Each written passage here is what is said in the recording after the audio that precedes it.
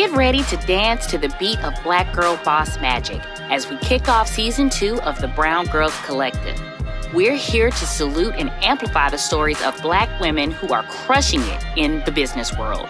From fashion to tech, healthcare to education, these trailblazing women have faced obstacles head-on and emerged victorious.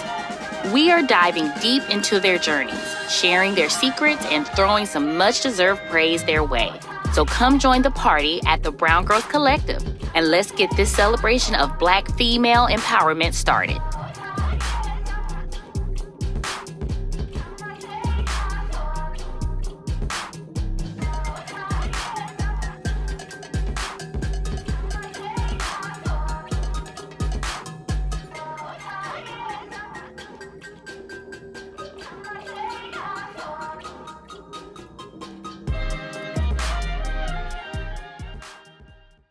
Hey Brown Girls, this is me, Desiree, doing this week's interview. I have Eliza here.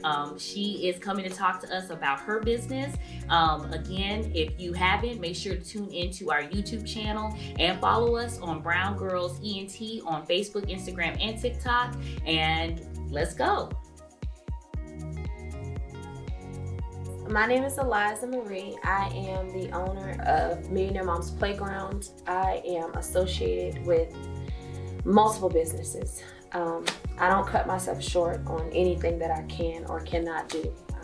Documents, errands, cleaning, caregiver, anything that I can get my hands involved, I'm involved in. More so of myself, I am 28 years old. I'm a mother of 3 children who I strive to prepare for. So it started before Millionaire Moms Playground, like it was me. I was just like every other girl, having a good time, looking the part, in the world, having a grand time, you know. Mm-hmm. And definitely relate to that. What changed everything for me was my mom was killed. She was shot to death at my house. It was a shooting. And in that moment, when they pronounced her dead, I just honestly, I fell to my knees literally. And I told God whatever he wanted from me, that I would do it. You know, I didn't care about anything else. And from that moment forward, I started changing my entire mindset. Like prior to that, I was thinking of different things. And, you know, I was entrepreneuring then as well. But in that moment, it was like, the core of myself. What did I want? What do I want for myself? What do I want for the world? It was everything that I felt, you know. It's like you can't replace a mother. Mm-hmm. And how old were you when that happened? That was 3 years ago, coming on 3 years here this February. So I'm sorry to hear that. I really am sorry. 25, yeah. So in that moment, it was just save the world, you know, save the world from the things that I've endured. Save the girls from the things that I've endured. So everything that I'm good at, I pursue on a business aspect. If I can help, I'm gonna help. If I can be there, I'm gonna be there. If I can uplift you, I'm gonna do that. And that's how I live my life daily. So I turned it into a business aspect. Well, that's so amazing to take a hurt and to harness it for good. You know, a lot of times people will dwell and sit in their hurt and tend to hurt other people. But you took that and like made it something much better. So, you know, your mom is living through the work that you're doing today, you know, so that's the best way to celebrate someone's memories. How I think about things now, I think about kind of like every decision that I make. Being out there before that death, I was like any other ordinary girl. The hot girls, the fun girls, I was living. Now it's like I think about my actions. I think about my, how can I say? Your perception. My influence. I think about my influence. I know that a lot of people look up to me. I know that people watch me. And I don't want to give off the perception of just, you know, the looks, the clout, the fun. It's not about that. You know, it's really about me getting back to something good, me finding my way back really home. Like, I don't want to be a part of guiding the community into something crazy and gun violence. I really stand for any type of violence. I don't condone it. So now it's like I get into other people's lives. Like I'm around people that's always in the hood. I'm around people who talk crazy or disrespectful. I'm around people who are not mentally stable. So in all those situations, I kind of weigh in and try to be an influence to something positive. I try to transition them onto a different type of understanding. So it's just the daily walk, honestly. It's something I do every day. Girl, one, I'm gonna say, because I'm 33, so I believe that, you know, once we reach a certain age, and scientifically they say that our fontanelles close up and we start making better decisions and choices once we reach 25. So I can say for myself, I was out here in these streets. I was out in these streets hard. When people say, what do you do if anybody wanted to know what to do Sunday through Sunday, I could tell you, because I was there. So I can definitely relate with that. It wasn't until I turned 28 that I started realizing, like, oh shit, I'm going to live to be 30. So what are the things that I take seriously, and how do I want to perceive myself, and how do I want the world to perceive me, and what are the things that I need to do? Because again, I'm the oldest of all the grands. So it's like, I'm out here, y'all have the luxury to live through my mistakes and not make those mistakes. I'm making these mistakes for you so that you can see what happened afterwards. You can see the consequences of those actions, so you don't have to face those consequences. Now, again, I understand people are going to live their own lives. All right. So at the end of the day, you're going to live through your own consequences, because those are the learning lessons that you're supposed to learn. And I can definitely understand wanting to take other people's problems and fix them, become the solution to problems, because a lot of people, aren't able to push through the problems to find a solution. So I really do give you kudos to that as well, because that is a hard journey, especially when you're surrounded by people, because sometimes you yourself can be influenced by these people. And when you're trying to influence people to be better, sometimes you have to meet them where they are to rise them up. But sometimes that's a compromise in yourself. But it does take a strong individual to stay on that path and to stick to your moral code and to help them realize that, hey, I was this, but you can be this because this is what I be. So I definitely understand that. And honestly, when it comes down to pivotal moments, I'm like, you had a really big pivotal moment. But if there is any other experiences that you feel that have shaped your journey, can you tell us how you learned from those setbacks or those failures, and how they have contributed to your growth and success in everything that you're doing today? Business aspects. I look at things. We don't have to be business world. We could be life. It could be life business. Because I feel like business in life is almost it runs neck and neck. Because you kind of, us coming from our culture, we don't know everything. We really don't know much when it comes to a lot of things. When it comes to like core things to help us really get through life, because we're so busy working and to survive. That's all we can do. We don't have time to process our pain, process our feelings, make better decisions. We're kind of just stuck in the race. We're stuck in the continuous thing, just going and going. We don't have time to process our emotions, and that really holds a core value to me. Like, I look at the things that my mother went through. Like, I value her so much because I look at things that I could have handled better had I known better, but a lot of times you don't know better until you do better. And that really holds a core thing on me. I'm like, okay guys, we got to get this right, because I don't want you to go through something that cannot change, something that you can't take back, something that's gonna tear your life apart, and you have to rebuild. I would hope that I could get you to a point to find peace and find God before that. And in this journey, because you did state that you're a mom, right? A mom of 3. How do you think those situations have helped you influence your kids, and the things that you want them to be able to do going forward in their lives? I have honest conversations with my kids. Probably conversations that people are like, they're just a child, but how I look at it is they're little humans.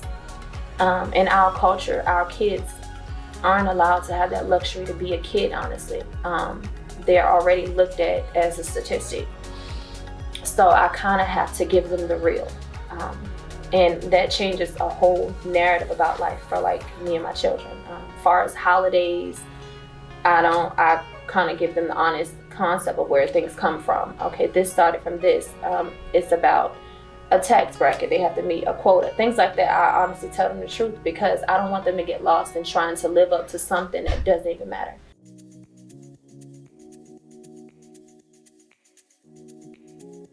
God. The only one. Our core job is to make it through this, to get through this in a peaceful aspect, be happy, be okay, not be content. We always want to elevate, we always want to grow, but our goal is to make it through.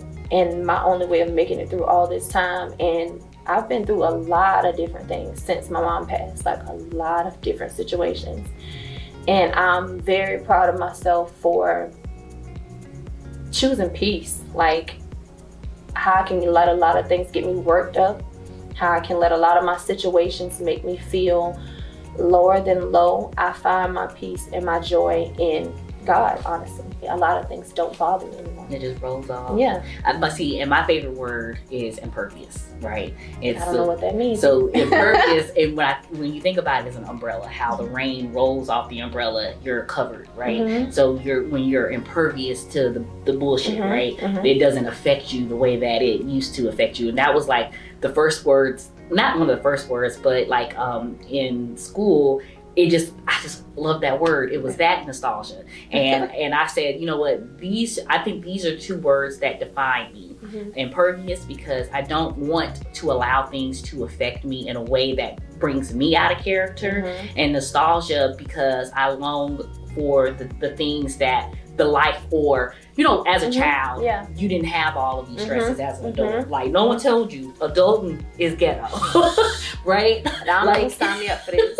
I was like, who? I wasn't meant to do that. I think we're all supposed to be kids for real. Like, we just kids raising Mm-hmm. kids. We all just kids. If somebody just want to run the world, we like, Mm-hmm. hold up, you ain't talking to me. Now we gotta become an adult. Mm-hmm. If I can describe myself in 2 words, I would say resilient and phenomenal. Mm-hmm. Because I can't believe the person that I am. Mm-hmm. The decisions that I make, I can't believe in.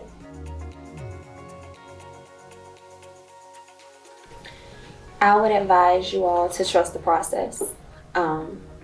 Know that if you don't know something, it's okay to ask for help. It's okay to ask other people. If you learn something, take the time to learn something first. Take the time to learn something. Learn as much as you can about it. Because I made the error of learning, but also not using my resources. I was afraid to jump out there. I wanted to trust what I knew. I didn't want to ask.